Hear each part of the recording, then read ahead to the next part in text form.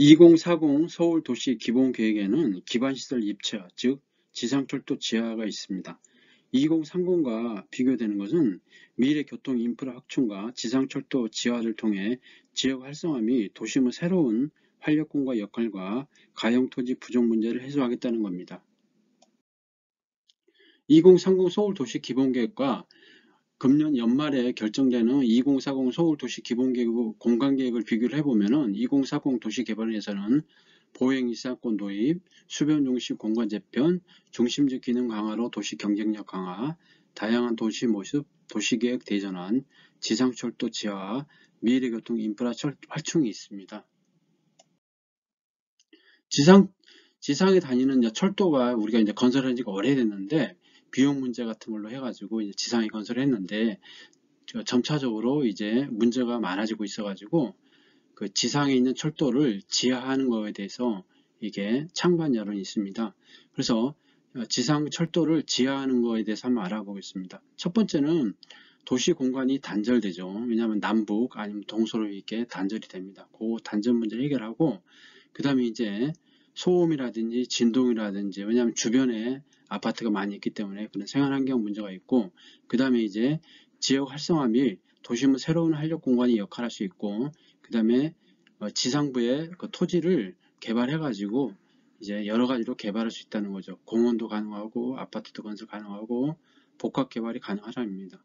그리고 이제 뭐 지하를 전부 않더라도 데크를 설치해 가지고 다양한 대안이 할 수 있고 그 다음에 그렇지만 또 반대하는 입장에서는 비용 문제가 가장 크겠죠. 비용 문제가 엄청난 비용 문제가 뭐 그런 문제도 있고 그 다음에 지하 공사의 어려움이라든지 그 다음에 이제 지하함으로써 주변의 아파트의 어떤 붕괴라든지 또는 뭐 싱크홀 같은 거 문제 이런 것도 발생할 수 있기 때문에 여러 가지 이제 찬반 논란이 있습니다.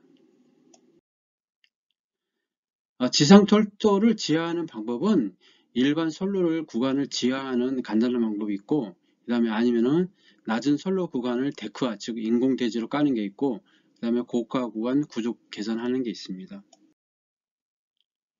서울내 지상철도 차량기지 현황은 서울내 지상철도가 약 101km 정도 있고 그 다음에 차량기지 면적이 약 4.6 제곱킬로미터가 있습니다. 지상에 있는 철도를 지하한다고 그러면은 이제 대규모 개발 부지를 할 수 있고 그 다음에 이제 여러 가지 이제 그 복합 개발할 수 있다는 겁니다. 그리고 이제 지상철도 부지는 대부분 이제 국공이 이어져서 신속히 개발이 가능하고 특별법을 통해서 개발이 가능하겠죠. 그리고 이제 그 비용 문제는 이제 약 38조 정도 이렇게 지하철 1, 2호선 및 경의선 6개 국철 지상부 86km를 이제 지하하는데 38조 원이 된다고 하는데 그거를 일부 이제 민간에 매각하고 복합 개발을 한다고 그러면은 충분히 비용은 뽑을 수 있다고 생각합니다. 그래서 정부에서는 2023년 6월까지 지상철도 지하 관련 특별법을 제정을 해서 이제 이 사업을 지원하겠다는 겁니다. 그래가지고 이제 그 철도 지하로 확보한 부지를 이제 용도, 용적률 등 일반 법률 정한 기장 인상으로 인센티브를 부여해서 향후 특별법으로 지원을 해서 개발하겠다는 겁니다.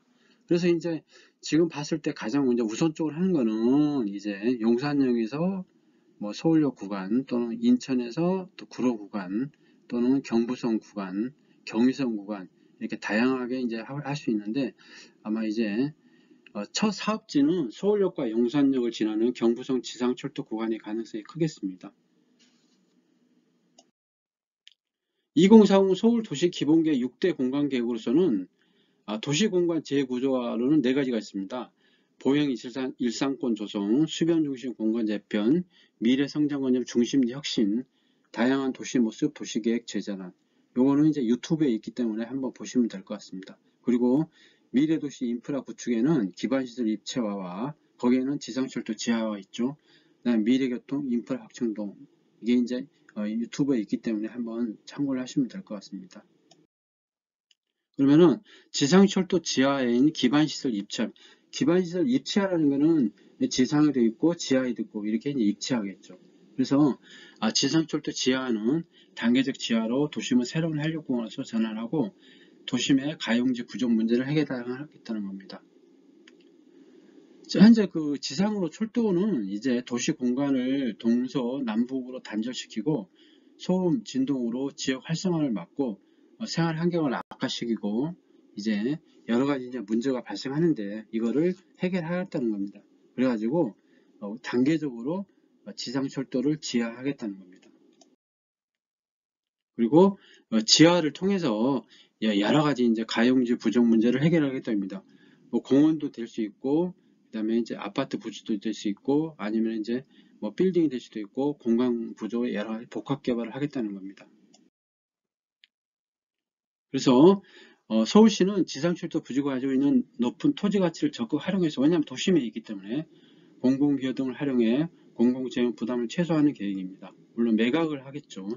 또한 지하보다 철도 상부에 데크를 설치하는 효율적인 구간은 데크를 통한, 그러니까 인공 토양이 되겠죠. 데크를 통한 입체 복합 개발을 추진해 새로운 공간을 창출한다는 겁니다. 그래서 기반시설 입체화를 하겠다는 거죠. 현재 이제 지상에 있는 철도는 지금 그 사진에서 보시겠지만은 도시 공간을 단절시키고 그다음에 주변 지역 환경을 악화시킵니다. 일단 복잡하죠. 복잡하고 구간이 이제 이게 A하고 B, 남북 아니면 동서가 이게 딱 이게 이 구분이 되고 단절이 되고 또 소리가 굉장히 시끄럽죠. 또 먼지가 많이 나고 이 문제를 지하하겠다는 겁니다. 그리고 이 지하를 통해서 토지가 생기죠. 그러면은 그거 가지고 새로운 가용 공간의 잠재력이 생기고 그 다음에 토지 문제를 해결하겠다는 겁니다. 그리고 복합 개발 거점으로 삼고 선형 여가 문화 공간을 마련해서 도시 활성화에 힘을 실어 넣겠다는 겁니다. 그래서 요거는 이제 철도 부지 가치를 이제 가지고 이제 공공 재원을 최소화하고 공공 기여도 하면서 이제 민간의 매각도 해가지고 어떤 서울의 미래 성장 중심 공간으로 조성하겠다는 겁니다. 그래서 단계적으로 이제 지하를 검토하고 첫 번째 될 수 있는 거는 서울역, 용산역, 노량진, 영등포 쪽을 이렇게 먼저 지하하는 방안이 이제 검토될 것 같습니다.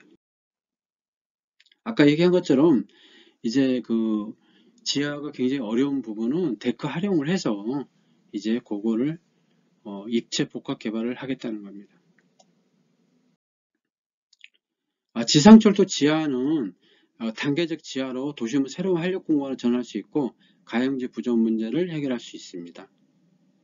그래서 이번에 확정이 됐죠. 11월 말에 확정이 됐습니다. 그래서 이제 2040 서울 도심 기본계획에는 지하철도 지하 부분이 지상철도 지하 부분이 이제 확정이 됐습니다.